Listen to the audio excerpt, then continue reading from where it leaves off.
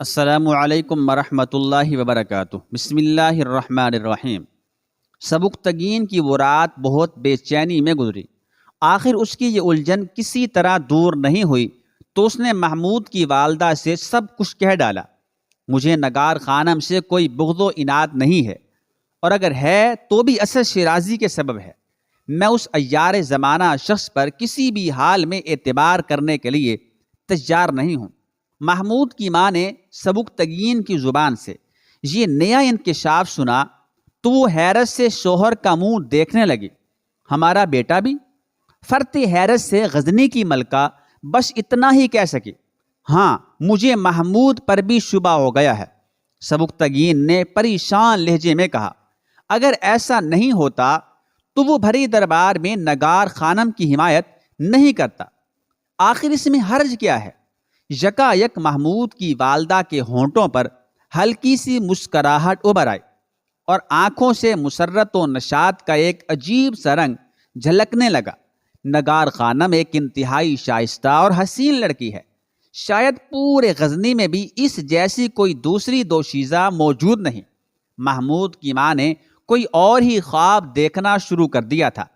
نہیں ملکہ عالیہ، سبکتگین اچانک برہم نظر آنے لگا، میری زندگی میں ایسا کبھی نہیں ہوگا۔ نگار خانم کچھ بھی صحیح مگر اسد شیرازی کی بیٹی ہے، اور میں اپنے خاندان کا مستقبل اسد شیرازی کی بیٹی کے حوالے نہیں کر سکتا۔ تم نہیں جانتی کہ اسد شیرازی کون ہے اور وہ میرے ساتھ کیسا بھیانک کھیل کھیل رہا ہے۔ اگر آپ نہیں چاہتے تو میں محمود کے سلسلے میں کوئی خواب نہیں دیکھوں گی۔ غزنی کی ملکہ شوہر کی برہمی دیکھ کر بہت زیادہ سنجیدہ ہو گئی تھی، مگر آپ کے بقول شیخ نظام تو نگار خانم کے کردار پر گواہی دے رہے ہیں، اور پھر خود نگار خانم بھی تو اپنے باپ سے بیزار ہے۔ میں نظام شاہ رحمۃ اللہ علیہ کی روشن ضمیری کا قائل ہوں، مگر وہ سیاست کے پیچ و خم کو نہیں سمجھتے۔ سبکتگین نے پریشان لہجے میں کہا، کاش وہ اس موقع پر تشریف نہ لاتے اور میں آسانی کے ساتھ اس فتنے سے چھٹکارا حاصل کر لیتا۔ سبکتگین کا اضطراب اس حد تک بڑھا کہ وہ اٹھ کر کمرے میں ٹہلنے لگا۔ کاش مجھے کچھ دن کی مہلت مل جاتی اور میری زندگی کے اس نازک ترین مسئلے میں شیخ نظام شاہ رحمۃ اللہ علیہ مداخلت نہ کرتے، تو پھر ان کے سامنے جا کر اپنی مجبوریاں بیان کر دیجیے۔ غزنی کی ملکہ نے شوہر کو مشورہ دیتے ہوئے کہا، میں یہ بھی نہیں کر سکتا۔ سبکتگین بار بار اپنے الجھے ہوئے بالوں میں ہاتھ پھیر رہا تھا۔ شیخ ناراضگی کے عالم میں دربار سے رخصت ہوئے ہیں، اب مجھ میں ان کے سامنے جانے کی ہمت نہیں ہے۔ پھر شیخ کی خوشنودی کے لیے نگار خانم کو غزنی میں قیام کی اجازت کیوں نہیں دے دیتے؟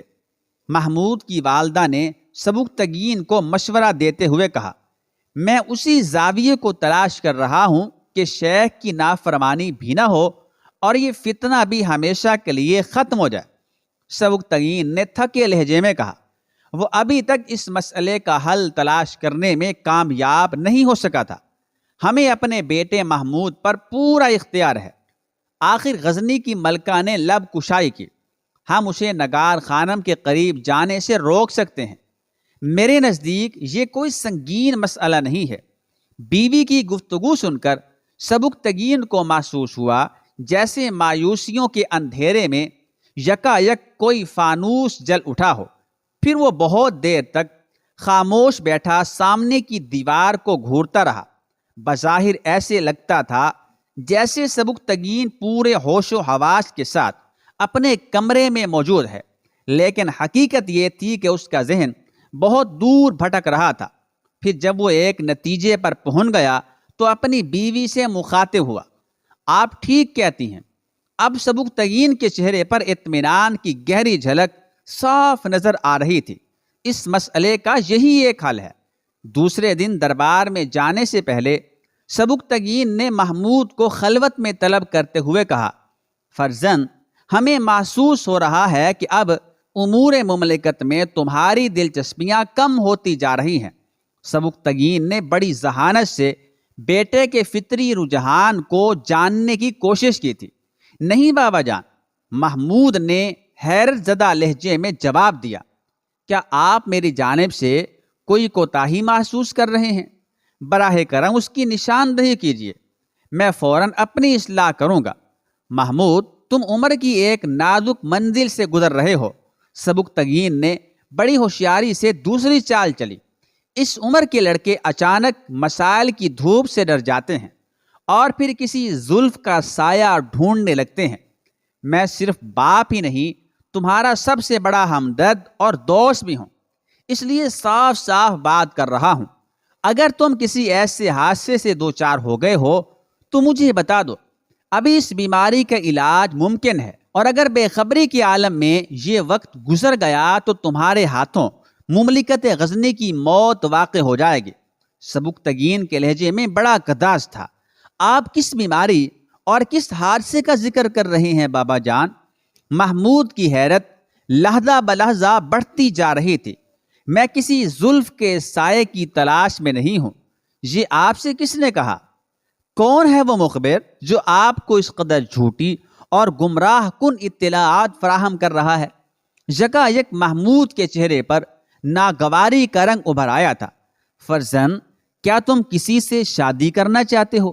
سبکتگین نے بیٹے کے سوالات کو نظر انداز کرتے ہوئے کہا۔ نہیں، محمود کے جواب میں بہت بے سادگی تھی۔ خوب سوچ سمجھ کر جواب دو فرزند۔ سبکتگین نے نگار خانم کا ذکر کیے بغیر کہا، میں تمہاری یہ خواہش بھی پوری کر سکتا ہوں، مگر اس طرح تمہارے باپ کے خوابوں کا خون ہو جائے گا۔ میں نے پوری سچائی کے ساتھ اپنے دل کی بات امیر محترم کے گوش گزار کر دی۔ محمود نے اسی بے ساختگی کے ساتھ کہا، مگر آپ اپنے کن خوابوں کا ذکر کر رہے ہیں؟ سبکتگین نے اطمینان کی گہری سانس لی۔ اب اسے یقین آ گیا تھا کہ محمود نگار خانم کی طرف ملتفت نہیں ہے۔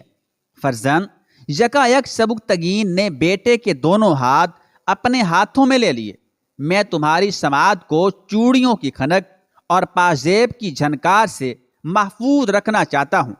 تم صرف شمشیروں کے ٹکرانے کی آوازیں سنو یا پھر میدان جنگ میں اپنے شکست خوردہ دشمنوں کی چیخیں۔ کسی زلف کا سائبان تمہاری پناہ گاہ نہیں۔ یہ تپتا ہوا سورج تمہارے لیے ایک سایہ دار درخت ہے، اور یہ جلتی ہوئی چٹانیں تمہارا بستر راحت۔ تم آگ اور خون کا دریا عبور کرنے والے مرد مجاہد ہو، کسی مطربہ کا نغمہ سننے والے یا کسی خوبرو رقاصہ کا رقص دیکھنے والے نکمے عاشق نہیں ہو۔ تم عظیم مسلمان فاتحین کی تابناک راویوں کے امین ہو۔ تم شمشیر و سنا کے فرزند ہو اور شجاعت و مردانگی کے وارث۔ اس کے سوا تمہاری کوئی پہچان نہیں۔ یہ کہہ کر سبکتگین نے محمود کی پیشانی کو بوسہ دیا اور دربار کی طرف جانے کی بجائے اسد شیرازی کے مکان کی طرف بڑھ گیا۔ اسد شیرازی اور ارمغانہ اپنے تمام مال و اسباب کے ساتھ روانگی کے لیے تیار بیٹھے تھے۔ انہیں اچانک سبکتگین کی آمد پر شدید حیرت تھی۔ خود نگار خانم بھی امیر غزنی کو اپنے سامنے پا کر حیران رہ گئی تھی۔ لڑکی، ہم نے تمہاری درخواست پر بہت غور کیا، پھر اس نتیجے پر پہنچے کہ تمہیں غزنی میں قیام کرنے کی اجازت دے دی جائے۔ سبکتگین ایک خاص لہجے میں ٹھہر ٹھہر کر بول رہا تھا۔ ہم کسی طرح بھی شیخ نظام شاہ کی گواہی کو نظر انداز نہیں کر سکتے۔ ان کی گواہی ایک بڑی گواہی ہے، مگر سبکتگین یکایک کچھ کہتے کہتے رک گیا۔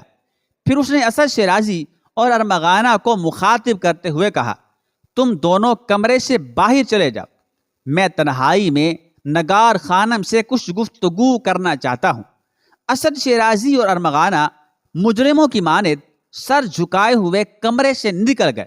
پھر جب نگار خانم اکیلی رہ گئی تو سبکتگین نے پرجلال لہجے میں کہا، لڑکی، ہم نے تمہیں شیخ نظام شاہ رحمۃ اللہ علیہ کی ضمانت کے باعث غزنی میں قیام کی اجازت دی ہے، مگر اس کا یہ مطلب نہیں کہ تم اپنے فرائض سے غافل ہو جاؤ۔ امیر معظم، نگار خانم نے گھبرا کر سبکتگین کی طرف دیکھا۔ اس کی سہمی ہوئی نظروں میں بیک وقت کئی سوال لرز رہے تھے۔ تم زندگی کے کسی موڑ پر بھی محمود کی طرف نہیں دیکھو گے۔ سبکتگین نے آمرانہ لہجے میں کہا، اگر کبھی تمہاری نظریں بہکیں تو اسی لمحے تم پر غزنی کی زمین تنگ کر دی جائے گی، اور ممکن ہے کہ اس نافرمانی کے جرم میں تمہیں کسی سنگین سزا سے بھی گزرنا پڑے۔ سبکتگین کی قہرناک تنبیہ سن کر نگار خانم سناٹے میں آ گئی۔ غزنی کا فرما روا اس کے دل کی حالت سے باخبر ہو گیا تھا۔ محمود ہی کے لیے اس نے باپ جیسے محترم رشتے کو جھٹلایا تھا، محمود ہی کے لیے وہ غزنی میں قیام کرنا چاہتی تھی، اور اب محمود ہی کی طرف دیکھنے پر پابندیاں لگائی جا رہی تھیں۔ آپ کو کسی قسم کی غلط فہمی ہو گئی ہے امیر معظم، نگار خانم نے بات کو ٹالنے کے لیے کہا۔ میں کسی غلط فہمی کا شکار نہیں۔ سبکتگین کے لہجے کی سختی بدستور قائم تھی۔ میں تمہاری نظر کے ہر زاویے کو خوب پہچانتا ہوں۔ نگار خانم سمجھ گئی تھی کہ سبکتگین آسانی کے ساتھ اس کی دلیل کو قبول نہیں کرے گا۔ مجبوراً نگار خانم نے نیا بہانہ تراش لیا۔ امیر ذیشان، میں اپنی حیثیت جانتی ہوں۔ میری آنکھیں وہ خواب دیکھنے کی عادی نہیں جن کی کوئی تعبیر نہ ہو۔ ہاں، ہم یہی چاہتے ہیں لڑکی۔ سبکتگین عام طور پر ہر خاص و عام سے نرم لہجے میں گفتگو کرتا تھا، مگر نگار خانم کے سامنے اس نے ایک سنگ دل عامر کی قبا پہن لی تھی۔ اگر ایسا نہیں ہوا تو ہم تیرے خوابوں کے ساتھ تیری آنکھیں بھی بجھا دیں گے۔ یہ کہہ کر سبکتگین کمرے سے نکل گیا، اور اس کی عقب میں نگار خانم کی شکستہ آواز ابھرتی رہی۔ ایسا ہی ہوگا امیر محترم، ایسا ہی ہوگا۔ سبکتگین کے جانے کے بعد اسد شیرازی نے اپنی باغی بیٹی کو مخاطب کرتے ہوئے کہا، نگار خانم، اب بھی وقت ہے۔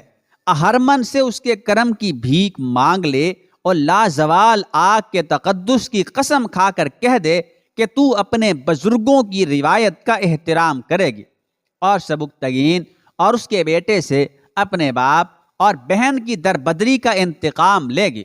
اسد شیرازی چلتے چلتے بھی اپنی بیٹی کو ورغلانے کی کوشش کر رہا تھا۔ تو ان لوگوں کو نہیں جانتی، یہ بہت ستم پیشہ اور جفاکار انسان ہے۔ تجھے ایک دن غزنی کی گلیوں میں بھیک مانگنے پر مجبور کر دیں گے۔ شاید میں بھیک مانگنا گوارا کر لوں، مگر آپ کے اہرمن کی پرستش نہیں کروں گی۔ ایسے اذیت ناک لمحوں میں بھی نگار خانم نے گستاخانہ لہجہ اختیار نہیں کیا تھا۔ آپ جس آگ کے تقدس کی قسم کھانے کے لیے کہہ رہے ہیں، اس کی حقیقت ہی کیا ہے؟ جو پانی کے چند چھینٹوں سے بجھ جائے وہ میرا خدا نہیں ہو سکتا۔ بس آپ یہاں سے چلے جائیے اور مجھے میرے حال پر چھوڑ دیجیے۔ میری جذباتی اور نادان بیٹی اسد شیرازی کی عیاریوں نے نئی کروٹ لی۔ اس بوڑھے نے بڑی عجیب زندگی بسر کی ہے۔ اس کے مشاہدات اور تجربات سے فائدہ اٹھا، اور یہ دیوانگی چھوڑ دے۔ دنیا کا ہر انسان حکمرانی کے لیے پیدا نہیں ہوا ہے۔ اہرمن کسی کسی کو اپنے کرم سے نوازتا ہے۔ تیرے چہرے پر لکھا ہوا ہے کہ تو غزنی کی ملکہ بن سکتی ہے۔ میری ہمشیرہ محترمہ کا خواب تو شرمندہ تعبیر بھی ہو گیا تھا۔ نگار خانم نے اپنی بہن ارمغانہ شیرازی کی طرف دیکھتے ہوئے کہا۔ اس کے لہجے میں گہرا طنز شامل تھا۔ پھر یہ بیوگی کا لباس کیوں، اور یہ خانہ بدوشی کس لیے؟ بابا جان، کیا آپ اب بھی نہیں سمجھے کہ قدرت کیا چاہتی ہے اور آسمان کے فیصلے کیا ہوتے ہیں؟ آسمان کچھ بھی کرے، مگر میں زمین پر رہ کر اپنے حقوق کے لیے لڑتا رہوں گا۔ اسد شیرازی نگار خانم کا طرز کلام دیکھ کر ایک بار پھر غضبناک ہو گیا تھا۔ اور تجھے بھی ساتھ اس جنگ میں شامل ہونا پڑے گا۔ میں آپ سے تمام رشتے توڑ چکی ہوں، نگار خانم نے انتہائی ناگوار لہجے میں کہا۔ پھر اس جنگ میں تعاون یا شرکت کا کیا سوال پیدا ہوتا ہے؟ اگر تم مجھ سے سارے رشتے توڑ چکی ہے تو پھر میری جائیداد یا وراثت پر بھی تیرا کوئی حق نہیں۔